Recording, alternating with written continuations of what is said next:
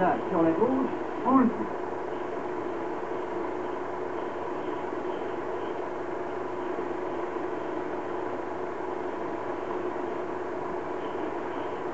Encore un tuyau crevé, remplacez-le.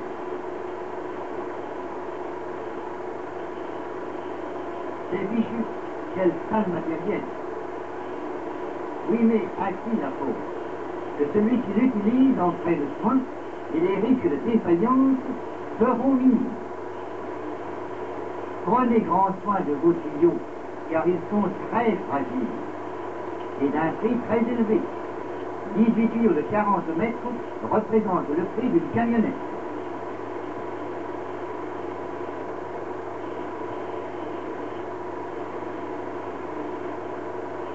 Au cours d'un établissement, serrez le plus possible la bordure du trottoir ou de la chaussée. Et vous éviterez ceci.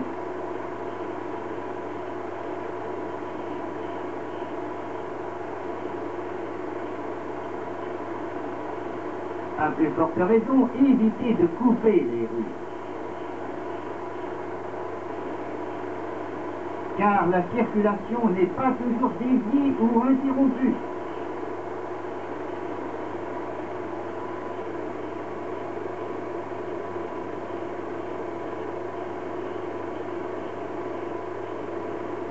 Si vous êtes dans l'obligation de couper une rue, faites-le perpendiculairement et protégez les tuyaux au moyen de madriers ou de cales de franchissement.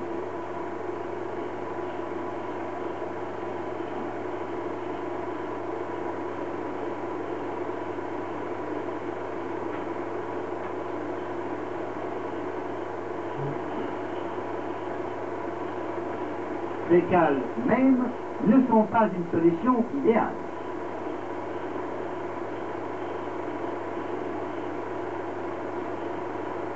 Et il y a lieu, en l'absence de sapeurs disponibles, de confier à une personne de bonne volonté le soin de remettre éventuellement les cales en place et d'inciter les conducteurs à les franchir lentement.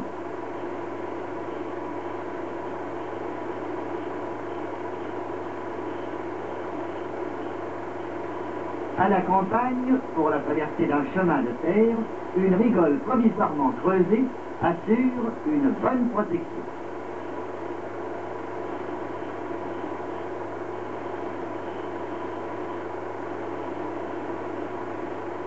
Évitez les coups de brusque, car le pli formé crée une perte de charge supplémentaire.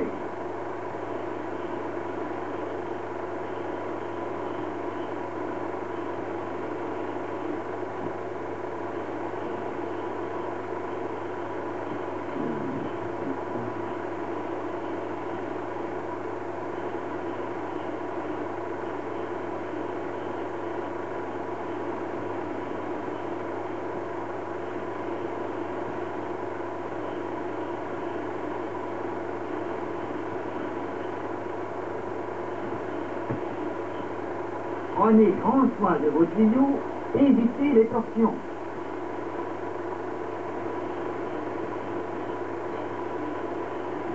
Un tuyau doit se dérouler à plat.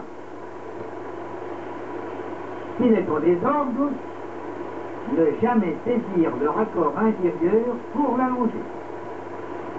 Et pas davantage la partie extérieure. Il faut remettre le tuyau en ordre. Pourquoi?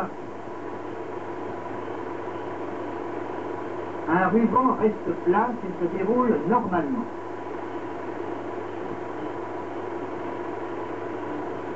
Mais des torsions se forment si on tire sur l'une des extrémités dans un sens perpendiculaire à son plan.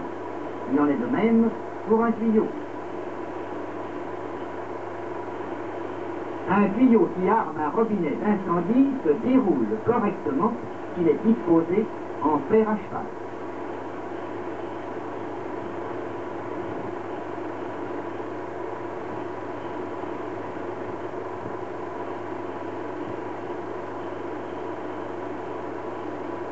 Mais si un tuyau est enroulé autour d'une fenêtre, procédez à interdire formellement. Il présentera de nombreuses torsions quand on l'enroulera.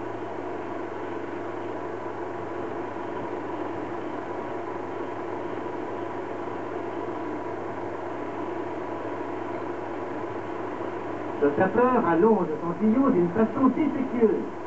L'alimentation de l'établissement est très compromise par suite des nombreuses torsions.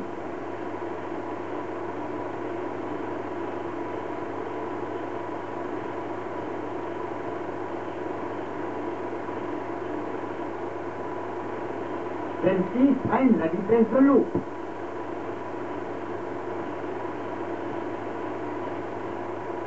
Et peuvent s'opposer à son passage.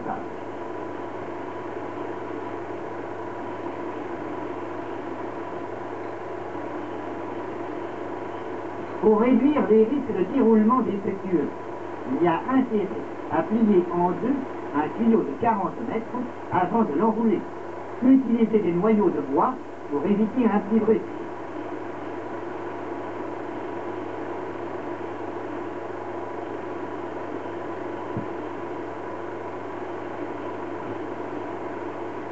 Ne pas allonger le tuyau en tirant sur un raccord, mais le saisir par brasser.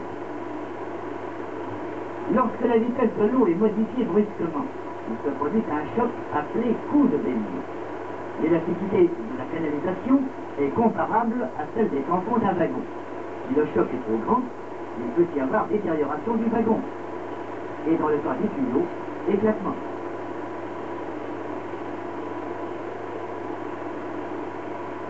Pour éviter le coup de bélier, il est indispensable de laisser le robinet d'une lance partiellement ouvert au cours de l'établissement de la lance.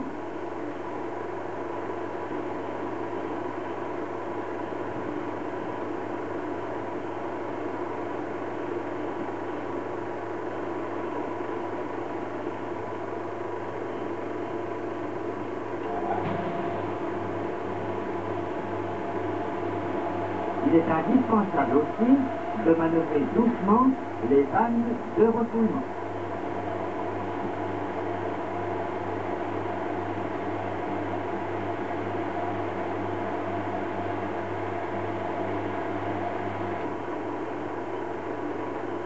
Les robinets des retenues.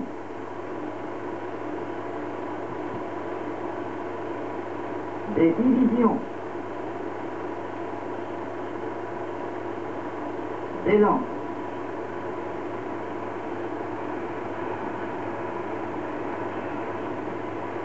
Sinon, grave détérioration et, ce qui est plus grave, retard dans l'attaque du feu. Prenez grand soin de vos tuyaux.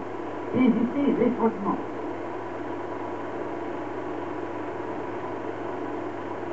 Le frottement est lui aussi la cause de nombreuses détériorations. De même qu'on se brûle les mains en descendant trop vite à la tournevis, la toile d'un tuyau s'use rapidement par frottement et surtout aux angles des murs.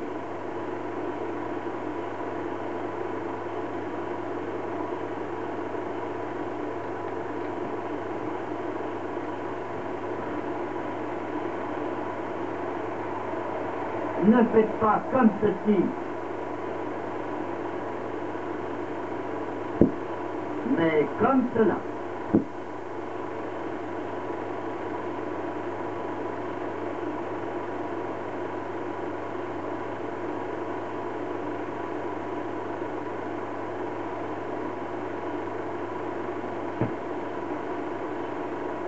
Méfiez-vous des concours bénévoles.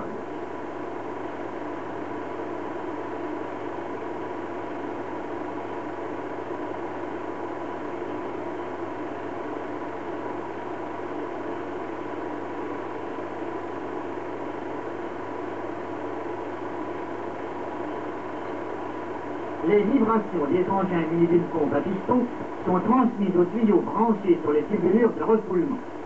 Pour éviter la détérioration rapide des tuyaux sur le sol, on place des bandes de cuir appelées genouillères.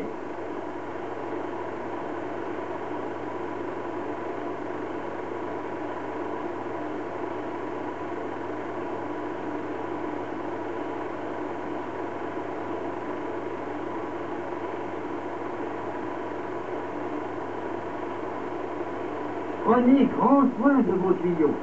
Faites attention aux débris de verre. Ne laissez pas reposer vos tuyaux sur des décombres fumants.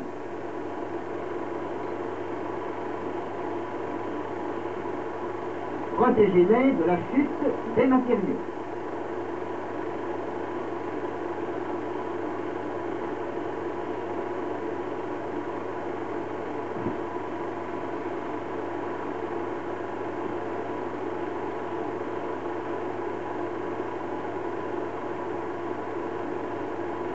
Ils doivent traverser une voie ferrée. Utilisez si possible les ouvrages existants.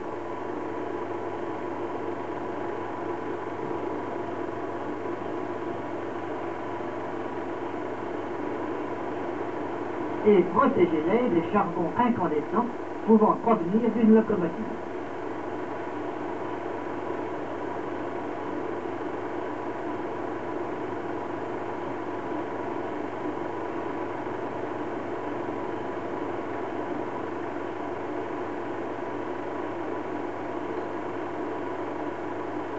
Enroulez vos tuyaux dès qu'ils ne sont plus utilisés. Il est absolument interdit de marcher sur un tuyau. Un clou ou un tout petit gravier sur le sol ou sous une chaussure, et c'est un trou dans le tuyau.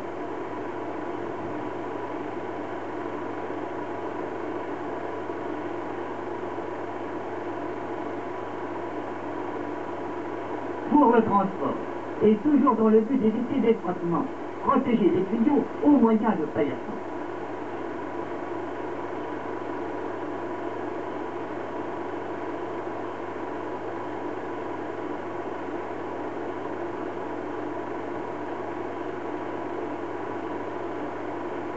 Ne pliez pas un tuyau gelé. Les fils de la salle se cassent et au dégel, c'est un coup.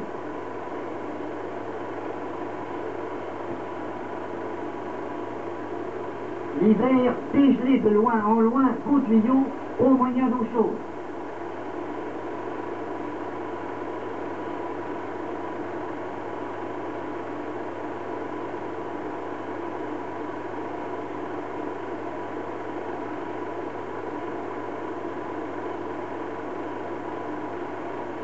Vous pourrez ainsi non pas les rouler, mais les plier pour les transporter au centre de secours.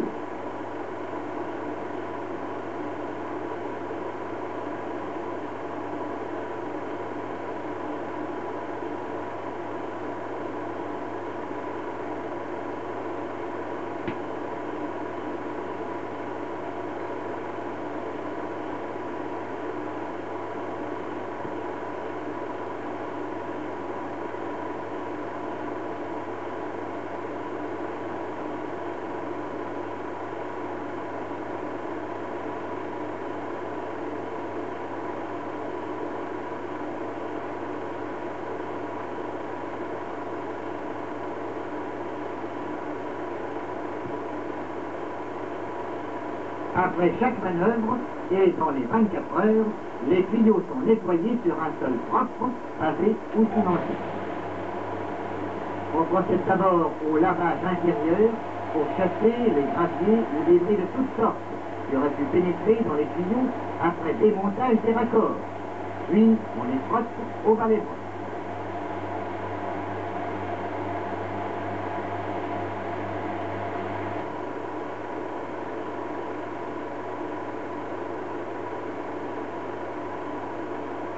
On peut aussi établir les tuyaux sur bouche et monter une petite planche qui sert au lavage tant intérieur qu'extérieur.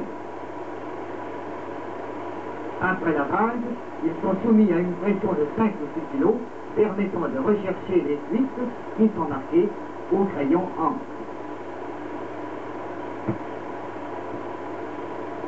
Ils sont ensuite suspendus par leur milieu dans un séchoir. Les tuyaux ne doivent pas rester mouillés trop longtemps.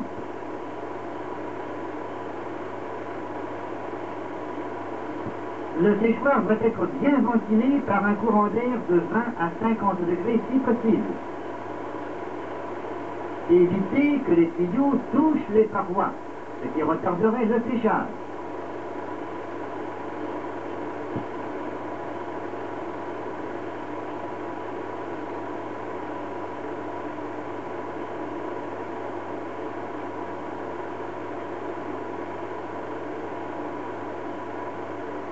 Dans les séchoirs de fortune, il faut suspendre les tuyaux de telle façon qu'ils ne puissent se détériorer sous l'action du vent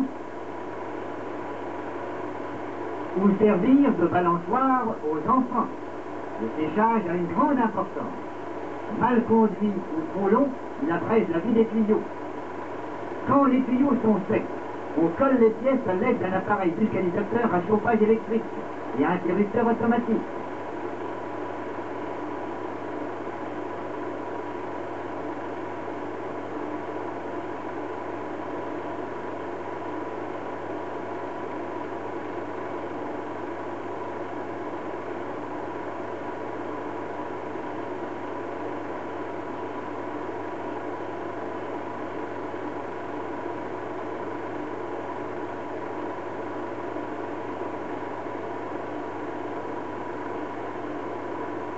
On procède ensuite à l'exécution des coutures.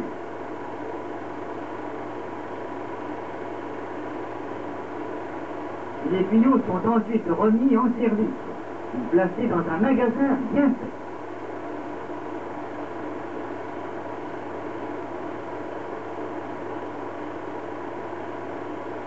Les tuyaux ont encore besoin de vos soins. Ayant tendance à se couper au pli, ils sont tous les 2 mois déroulés, examinés et roulés dans de nouveaux plis.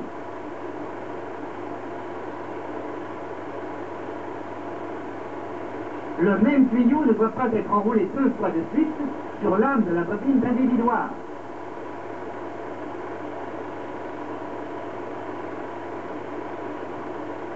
Enfin, par beau soleil, dérouler des tuyaux qui paraissent porter des traces d'humidité. Il est utile de suivre les tuyaux depuis leur réception jusqu'à leur réforme, et une fiche individuelle rend de grands services. Les fiches utilisées au régiment de sapeurs-pompiers mentionnent le numéro matricule du tuyau qui figure sur les demi-raccords, la date de mise en service et le numéro de la compagnie marqué sur le tissu, la date, l'adresse et la nature des feux, la durée de chaque mise en manœuvre, l'état des tuyaux après chaque utilisation.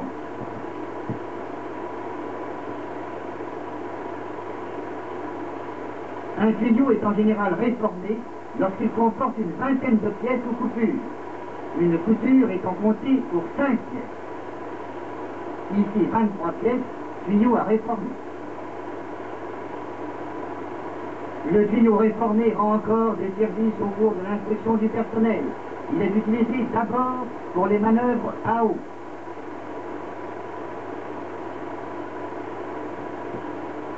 Puis, quand son état devient très mauvais, il est utilisé pour les manœuvres à sec.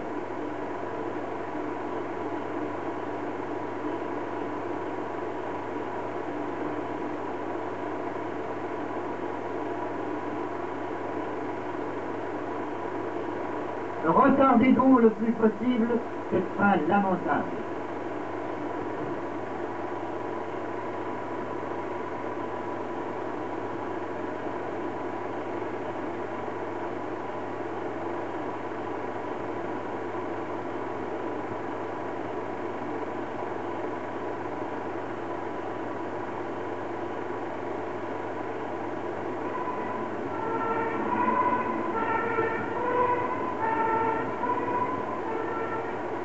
Un bon artisan a soin de ses outils dans lesquels il ne serait pas grand-chose. Prenez grand soin de vos tuyaux.